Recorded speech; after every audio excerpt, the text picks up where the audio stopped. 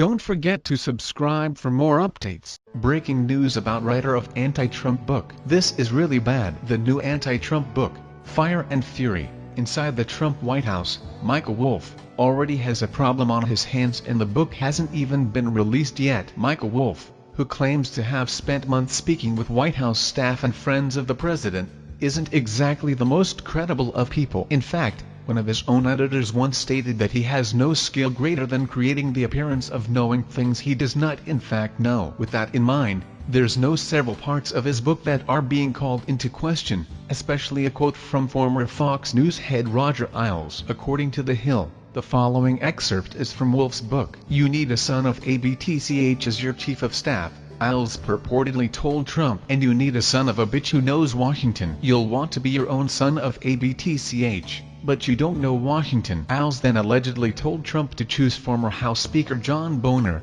to which Trump replied, "Who is that?"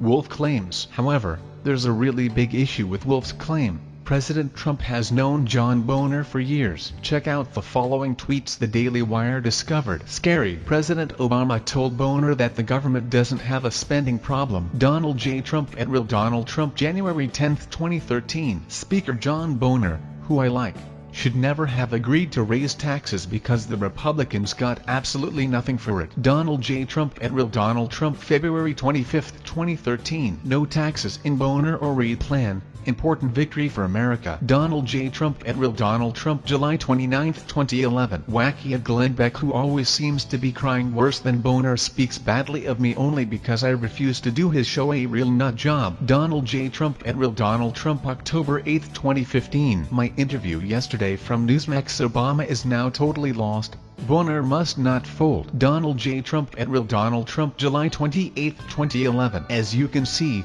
the president definitely knows who Speaker Boehner is. But that's not the only fabrication in Wolff's book, which has the left wetting themselves right now because of the salacious claims within it. The Washington Post reported that a number of people Wolff quoted in the book dispute ever making the statements he attributed to them. Wolff, for example, writes that Thomas Barrack Jr., a billionaire friend of Trump's, told a friend that Trump is not only crazy, he's stupid.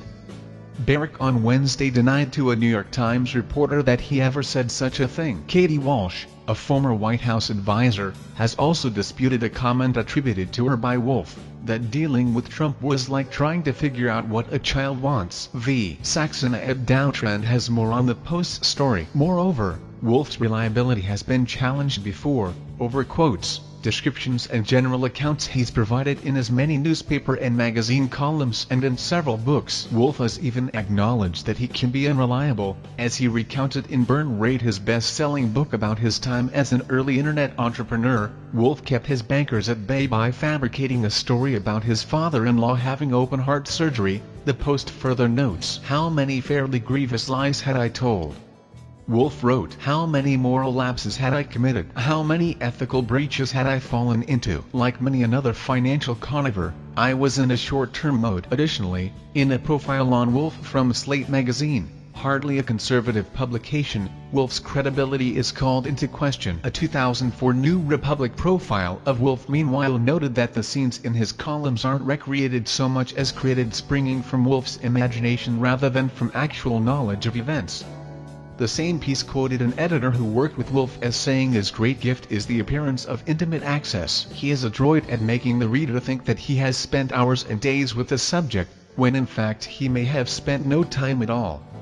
A 1998 article about Wolff's book Burn Rate surfaced Wednesday by writer Brad Plumer notes that several of the subjects of the book say Wolff invented or changed quotes that were attributed to them. Take from this what you will.